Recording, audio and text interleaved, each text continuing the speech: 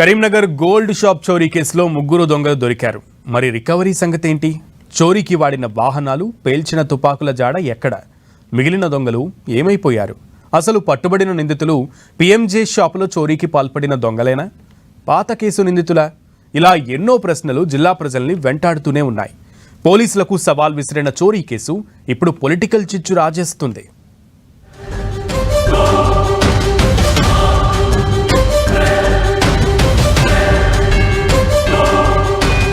PMJ చోరీ కేసులో recovery సంగతేంటి?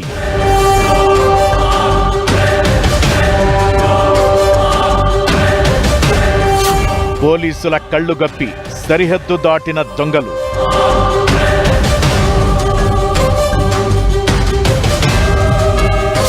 పట్టుబడిన దొంగలు పిఎంజే చోరీ కేసు నిందితులేనా? కరీంనగర్ గోల్డ్ షాప్ చోరీ కేసు పోలీసులకు సవాల్ విసిరింది. పట్టపగలు మాస్కులు లేకుండా దర్జాగా వచ్చి నిమిషాల్లో చోరీ చేసి ఉడాయించారు. పోలీసుల కళ్ళుగప్పి జిల్లానే కాదు, ఏకంగా రాష్ట్ర బార్డర్ దాటి పారిపోయారు.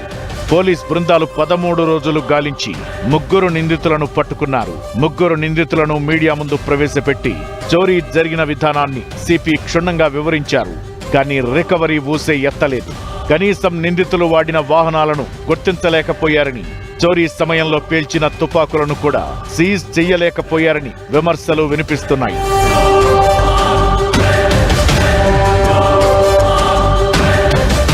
ఇదంతా పక్కన పెడితే మరో కొత్త డౌట్ పొలిటికల్ సర్కిల్స్ లో బిగ్ డిబేట్ పాయింట్ గా మారింది. పోలీసులు పట్టుకుంది పిఎంజే షాప్ లో చోరీ చేసిన నిందితులేనా, లేదంటే పాత నేరస్తుల్ని తీసుకొచ్చారా?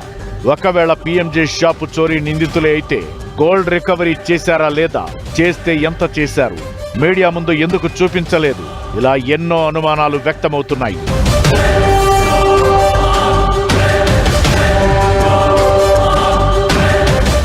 పట్టపగలు సిటీ నడిబొడ్డున చోరీ జరిగింది. నిందితుల ముఖాలు కూడా సీసీ కెమెరాల్లో ఫుల్ క్వాలిటీతో రికార్డయ్యాయి. ఇప్పుడున్న టెక్నాలజీతో చోరీ జరిగిన గంటల వ్యవధిలోనే నిందితులను పట్టుకోవడం పెద్ద సమస్య కాదు. దొంగలు కరీంనగర్ దాటకముందే నిందితులను పోలీసులు పట్టుకుంటారని అందరూ ఊహించారు. కానీ నిందితులు ఏకంగా రాష్ట్ర సరిహద్దు దాటేశారు. ఈ ఘటన జిల్లా ప్రజల భద్రతనే ప్రశ్నించింది. ఇక రంగంలోకి దిగిన పోలీసు ఉన్నతాధికారులు 20 స్పెషల్ టీమ్స్ ఏర్పాటు చేసి 13 రోజుల్లో దొంగలను పట్టుకుని చూపించారు. వీరిలో 2 నేరుగా దొంగతనానికి పాల్పడిన వారు ఉన్నారని కరీంనగర్ సిపి తెలిపారు. మరొకరు సిమ్ కార్డ్ సరఫరా చేశారంటూ తెలిపారు.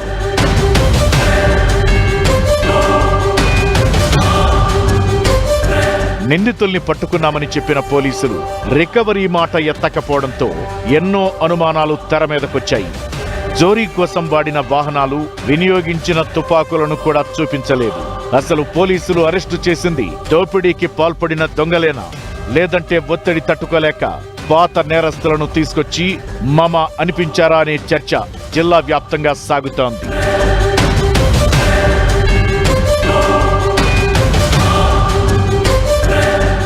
పోలీసులు కేసును ఛేదించేందుకు పూర్తి స్థాయిలో ఎఫర్ట్స్ పెట్టారు. కానీ సీసీ ఫుటేజ్ లో కనిపించిన దొంగలకు, ముసుగు వేసి అరెస్టు చేసి చూపించిన దొంగలకు కాస్త తేడా ఉందంటూ డౌట్ రేస్ చేస్తున్నారు. కోర్టు ఆదేశాల మేరకు మీడియా ముందు నిందితుల ముసుగు తొలగించలేదని పోలీసులు చెబుతున్నారు. కరీంనగర్ చోరీ ఘటన భద్రతా వైఫల్యాలను కళ్లకు కట్టి చూపించింది. హై టెక్నాలజీతో నేరాలను అరికడుతున్నామని ప్రకటించే పోలీసులు ఈ కేసులో మాత్రం అప్రతిష్టను మూటగట్టుకున్నారని చెప్పక తప్పదు. ఎన్ని సీసీ కెమెరాలున్నా, భారీ పోలీస్ వ్యవస్థ ఉన్నా సరిహద్దుల్లో పోలీసులను అరెస్టు చేయడంలో అలసత్వం వహించారని విమర్శలు వస్తున్నాయి. అందుకే దొంగలు సైలెంట్ గా చోరీ చేసి దర్జాగా బార్డర్ దాటి వెళ్లగలిగారని ఆరోపణలు వినిపిస్తున్నాయి.